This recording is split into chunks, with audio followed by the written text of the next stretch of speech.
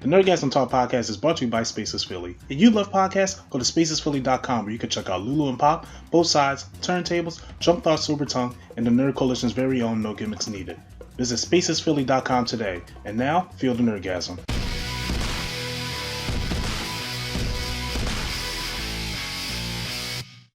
I do have a few honorable mentions. These are games I really enjoyed, but I couldn't find a place they would go on the list. One, Hot Shot Racing, an arcade racer. I have it on the Switch. It is a blast to play. It gives me that arcade feeling. I needed something to fill that void that Burnout gave me, because there's not going to be another Burnout, and I just got to deal with it. Unfortunately, the last great one was Burnout Revenge. It's not being remade unless I get an Xbox Series S and it's on Games Pass. There's no way I'm gonna get that game back.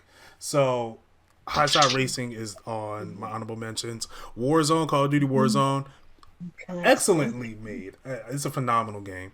Spellbreak, another battle royale game with it's more like wizards and stuff. However, I didn't want to put it on the list because it's been in pre-alpha for a long while, so I didn't want to. I don't really consider it a this year. I don't consider it this year. Worm Rumble, which is also another battle royale game, but it's in a platform. It was free on PlayStation Plus for PS5. It's really fun to play, so I got to give it that. And last on my honorable mention, Streets of Rage 4. I love that made honorable mention. Yeah, dag. Okay, yes. Oh, okay. You know what? I knew somewhere in life Swag had to get me back. This is my Project Power problem. I was like, this is like, I'm let me not get it mad back. at you for Project Power. I personally disagree. I'm not gonna you should never make a list again. But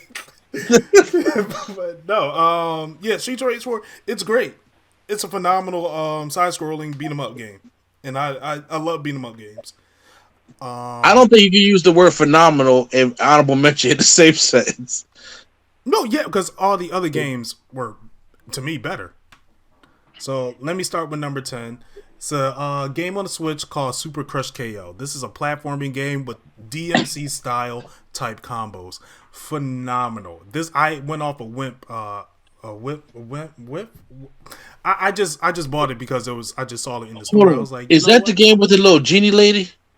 No, that is Celeste, I think.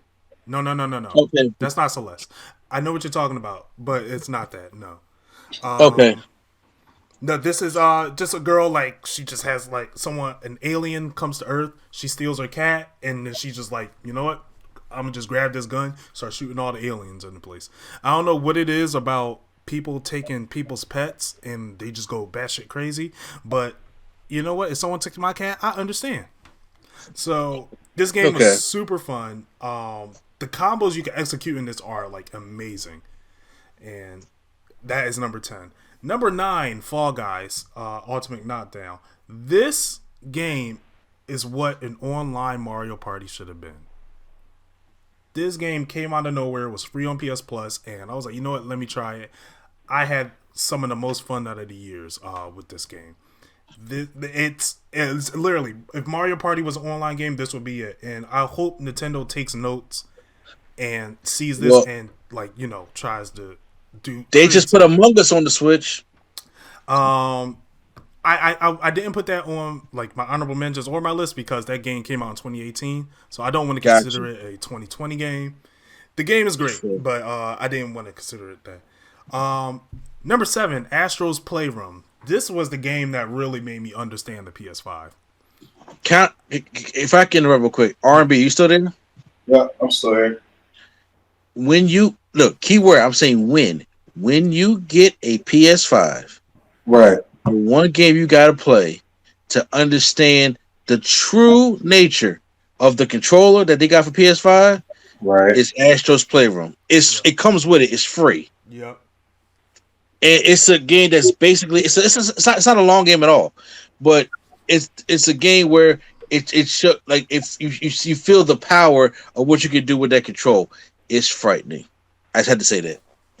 It's incredible. I didn't even know what I was getting into until I played that game. I was like, oh, Now I understand.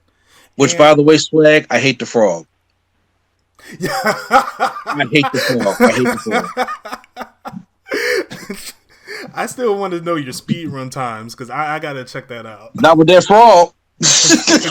Not with that frog. Oh no, there's speed run like levels where you can just like you have to get to the finish line as quick as you can. I just want to see your times, and then I just want you to see my times and be like, hey, how did you do that?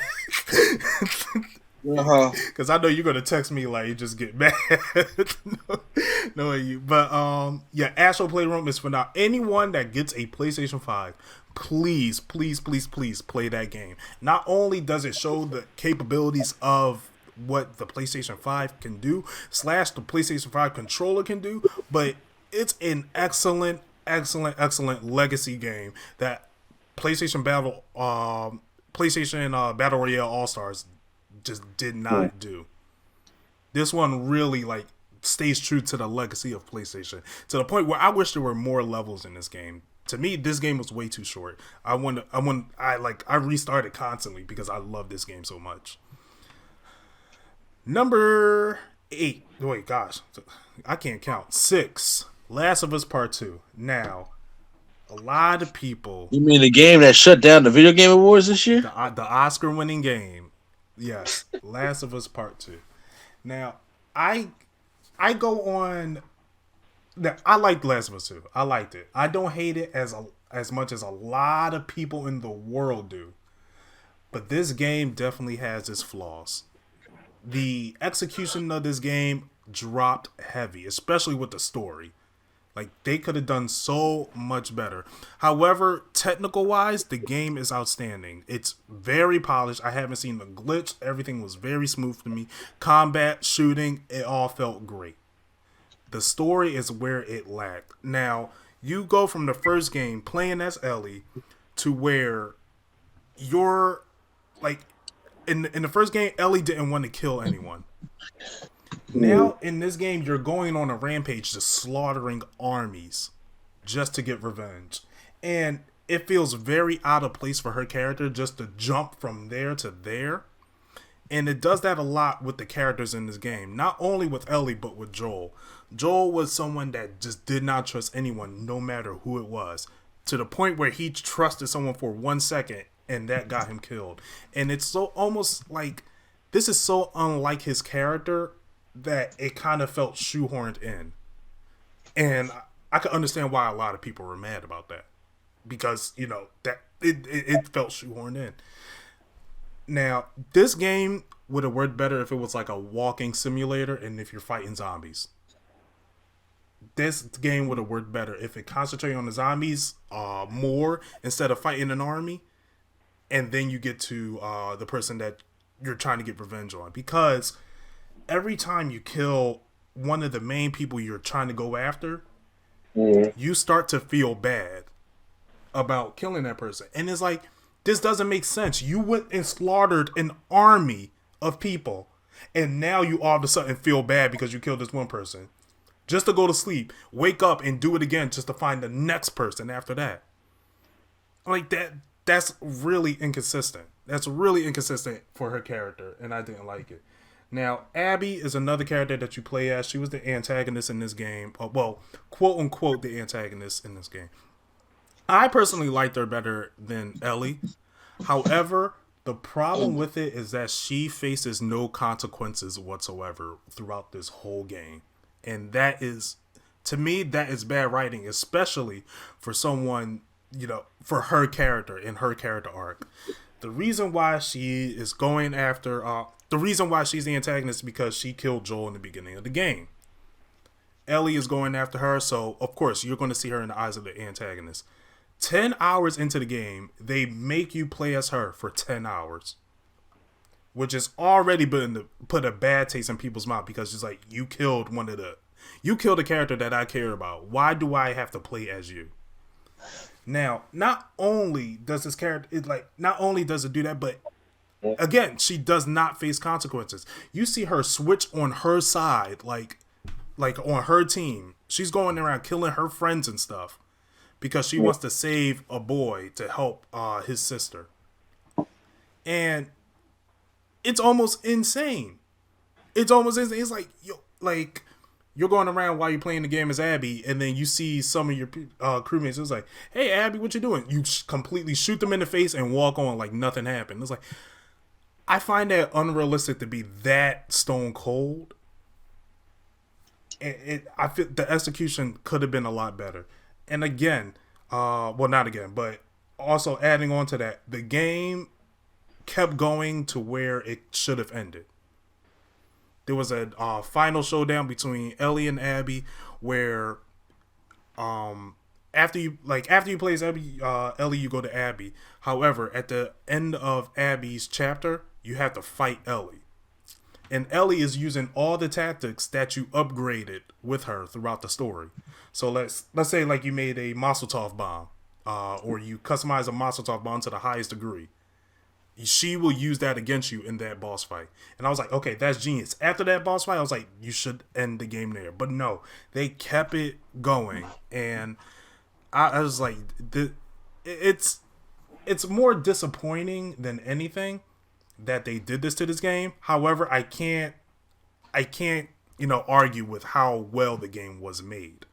Even though the story, I can say whatever it is about the story, but the game was very well made. The technical aspect of it was very well made. That's why this is that low on my list. Well, I know what's above that. Yeah. Animal Crossing New Horizons. This game literally came out and saved the world. I don't care what anyone said. Like, this game came out at the right time, the right place, the right time. This is why Switch was going out of sale. And this game, it literally, the whole COVID situation, it literally took your mind off of that and gave you the vacation that you wanted from everything. And I never played an Animal Crossing game before until now. And I could say the whole world was addicted to it. This was like the new drug that everyone found, and it just all went to it. This game, there's no reason that I can't put it on my top 10 list because of how much it distracted me from everything that was going on.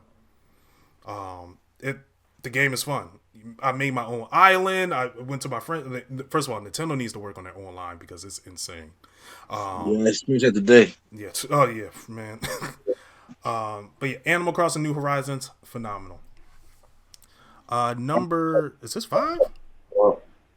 Yeah, this is 5. Okay, top 5. Genshin Impact. Genshin Impact is a free-to-play game. Now, it's out for mobile, it's out for PC, it's out for, I think it's out for Xbox, it's out for PlayStation. It's coming to the Switch soon. This game is what free-to-play games should model after. It is a phenomenal work of art. It's literally Breath of the Wild anime style. Now, I'm not sure if any of you guys play Breath of the Wild. Now, with the open world, you can literally go anywhere at any time. You could climb anything, find treasure all over the place, fight enemies, upgrade yourself. But you also have a team with you where you can switch in and out of characters, which they all play completely different. And I thought it's absolutely gorgeous. It's so beautiful that I can see AAA games nowadays that can't get it right. No shots at Cyberpunk or anything, but just AAA games that can't get it right at all. And this game got it right as a free-to-play game. Yes, it is a gacha game. You may spend a lot of money. I know some people spent nearly $2,000 on it. I heard within the first 2 weeks, it made over $10 million because of people buying like certain characters and stuff. But now I'm not someone that's going to buy characters. That's just not me. I will just play with the ones I have and enjoy the game while I can. But no, this game is really, really fun to play. It's surprising the achievements of it. Number 4, Hades. I played this late. It's on my list. I'm not into dungeon crawlers at all. Neither am I. I hate games to where if you don't beat it, you have to start from the beginning. Or if you die, you have to start from the beginning. This game has everything written down for. And it's top. I'm not a big fan of top-down games either, where you have to look above the character and see everything. This game literally has everything that I don't like about it. However, it does so well at bringing me in and keeping me playing so much. This is It's one kind of of like Diablo, isn't it? yeah, in a way, it's kind of like that. Like the not the, I don't want to say the game, but the camera style is kind of like Diablo. Yeah. Yeah, I personally don't like top down games. To me, it's just I personally don't like it. But this game literally does it right everything written down for it. It shows as a game I wouldn't like, but for some reason it keeps grabbing me back. This is a game where like if I have my Switch out in public or if I'm out somewhere, I can pick this up real quick and just, play it. And I'll have a blast doing it. Not only that, the music is great, the graphics is great, the art style is great. And this is one of the times where the Greek gods aren't a complete douche. Yes, I mean, yeah, you have Zeus being Zeus because, Zeus is a douche. All the gods in Greek mythology are douche. However, they're so charismatic that you just love them and you want to be a part of them. Basically, the story is about Hades' son trying to get out of hell and go to Olympus to be with the other gods. And you have to fight through 50 floors of hell just to get there. And, when you get out, you can finally go to Olympus. However, when you die, you can either when you die, you start from the beginning. However, you could buy new weapons, you could get new perks. Everything is randomized. So each dungeon will not be the same as the last. This game really brings it it's phenomenal. So we got certain guys that are just so good. Like I said, let me go back to the gods gods are douchey. However, they're so charismatic that you still want to be around them. Like I know the god of wine and I forget his name, but he's the god of wine. Like every time you get a perk from him, he's like, "Yo, you got to get up here, man. We're waiting for you." And you see Zeus is like, "Hey, nephew, you still working? Like, I mean, good luck down there, but if you want to hurry up and come up." It's I don't know why it just makes me want to play that more. Hades is a great game. I'm glad it got the attention it deserved. I'm a little upset that I didn't play it earlier, but I'm glad it got the attention it deserved during the Game Awards and stuff. So, shout out to that game. Number 3, we're on the top 3. Spider-Man Miles Morales. Now, this game meant the most to me out of all the games in this list. Well, I mean, I had a feeling it may come one day, but I would have never thought there would be a Miles Morales mainline Spider-Man game coming to me this soon. And not only was Spider-Man PS4 great, but it was super polished. And I was like, there's no way they can make it better. They somehow made this combat, web slinging, everything better in this game. And it's mind-blowing of how much they made it better. The story, I like the story because it's condensed. You don't have those slow down pace missions like the Mary Jane missions in the first one. But out of all the Spider-Man media that I've consumed over the years, this one stays true to the title of Friendly Neighborhood Spider-Man. Because he is literally the Spider-Man of his neighborhood and is helping his neighborhood and has those side missions that I feel like should have been mandatory, where you're helping out your neighbors, helping the people in the bodega, helping the people at the barbershop, helping the people at the grocery store. And helping people at feasts. This really felt homey. And not only that, but they got the cultural aspect right. Representation absolutely matters, and it shines throughout this whole game. You get his Hispanic heritage in this. You get his black culture heritage in this, and it's full of life. Even when playing, even with simple things like if you're taking out an enemy, sometimes Miles will just speak in Spanish. Miles sometimes speak in Spanish with his mom. It takes dedication and a lot of research to really do this. And I know the team, they said they went out in neighborhoods. They gave the script to people who lived in Harlem, and it was like, okay, what do you think about that? And the people responding was like, well, you don't want to say that because if you say that, he'll get smacked. This is how a family in our culture will respond to each other. So I'm glad that they did their research and, made this as authentic as possible. And I can't get enough of this game. The only reason why it's so low on my list is because once you 100% the game, is literally nothing to do. I mean, you could do like side missions here. Well, not side missions, but you could do application missions, like we're just fighting bad guys. But other than that, there's not really much to do. I wish it was a tad bit longer. You can still do that after you 100% the game. Yeah, you can still do those missions. You just have to open the phone and click on what you want to do, and then it will just find the closest thing. But yeah, the game was excellent. The story was great. I want to say it's better than Spider-Man PS4? Maybe. Give me some time. It may flip or flop depending on the day, but I felt the boss battle was. The final boss was better executed in this game than it was previously. And the part that gets me the most is during the ending where the neighbors see his face. They tell him put on a mask, and the news reporters come up to the neighbors like, yo, did you see his face? He's like who is he? And it's like, that's our Spider-Man. And that's how I felt playing the game. That is our Spider-Man. That is my Spider-Man. Spoiler alert, it's still kind of new. I'm sorry. I just need to fan out real quick. That is my Spider-Man, and I'm just glad. Like I'm glad Miles is getting the mainstream attention that he deserves. So I'm very happy for that. Next, number 2. Now, number 2 and number 1, only recently they've been like flip flopping with each other. However, I'm gonna just I gotta give this my number 2, which is Final Fantasy VII Remake.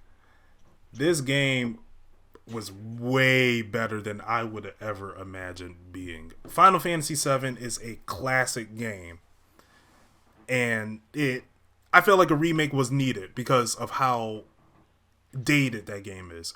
This remake completely revised the battle system, revised the world, even revised the story. Now, a lot of people don't know, but this is not really a remake. This is technically a sequel to Final Fantasy VII. So, if you don't know the story of Final Fantasy VII, it's best that you play the original and then carry on to here. Also, this story is only 1/3 of the Final Fantasy VII story. So it takes place, I think in the original game is about 2 to 4 hours of what you play in the original game. They expand that to 40 hours. Now, of course, they're going to stretch things out. That's a given if you're going to stretch a 4-hour segment to a 40+ hour game. However, now when I first played it, it felt dragged on. However, I'm replaying it at the moment, and nothing feels dragged on at all. Everything feels as fun as it was previously, if not more fun. The battle system I didn't understand it at first. However, it's very, very easy to get the hang of. You could, utilize your characters in completely different ways. The way you could switch your characters in and out of combat seamlessly. I have very, very, very high hopes for the next edition that they have for this. I'm hoping there's a definitive edition that they're rumoring for PS5 so we could get that 60 frames per second because, God, the graphics are beyond this world. Beyond this world. The story is so well. Cloud is a cool character. He's the face of Final Fantasy, but Cloud is a cool character. However, he is a bland piece of paper. He is boring. This game really gives him a personality, and it shows his growth throughout the game. And you gotta give it to the writing of that. That was phenomenal. And number 1, my game of 2020 that should have won Game of the Year at the VGAs, but you can't control everything, is Ghost of Tsushima. Ghost of Tsushima is one of the most polished games I have ever played, period. It is pretty to look at. One of the most beautiful games I have ever played, period. I realized certain aspects, certain points of the map I was just looking at, and I'm just sitting there dazed because my God, I want to be there, and then realizing I'm only on 1/3 of the map. This is not even a full map I'm looking at. The map is huge. The scope is huge. Like, this game really, like, so I was a fan of Insomniac Games because they made Infamous. Infamous 1 and 2 and Infamous Second Son. I'm sorry, this is not Insomniac. It's Sucker Punch. My apologies. Sucker Punch Games made Infamous 1 and 2 and Infamous Second Son. Infamous Second Son was okay, which was their first game for the PS4 that opened up the PS4, which that was a launch title. And I'm glad they came to close this system with this game because it shows how talented this studio is. And they like this studio is completely underrated at what they've done. This game doesn't do anything new. However, it takes things from other games and refines them in such a way where it's like, if it's not done like this, I won't play the previous games ever again. Example, I recently got Assassin's Creed Valhalla. The game is okay, but I can't enjoy that game as much because I was like, I know there's a better version out there, and that's Ghost of Tsushima. This game really just takes it out the park with the story. Not only with the story, but the side missions. The side missions are done so well. It not only adds character development to the main character, but character development to the side characters, which you don't see in a lot of games. To the point where these missions feel like actual story missions instead of side missions. And it's a shame that they're optional, but I think that the care and detail that they took and had the option for them to be optional missions just shows how much passion that they had throughout the whole game for you to explore, for you to search and all that. And doing all that and wrapping it in one package was just phenomenal. But that wasn't even enough for them because they added a free update to the game that gave you multiplayer, which is still one of the most polished multiplayer experiences that's probably out there. I had never experienced the lag. I never experienced trouble trying to fight in the game. This game really breaks all the barrier walls, and this is a great close to this generation and an exciting leap to what's to come in the next generation.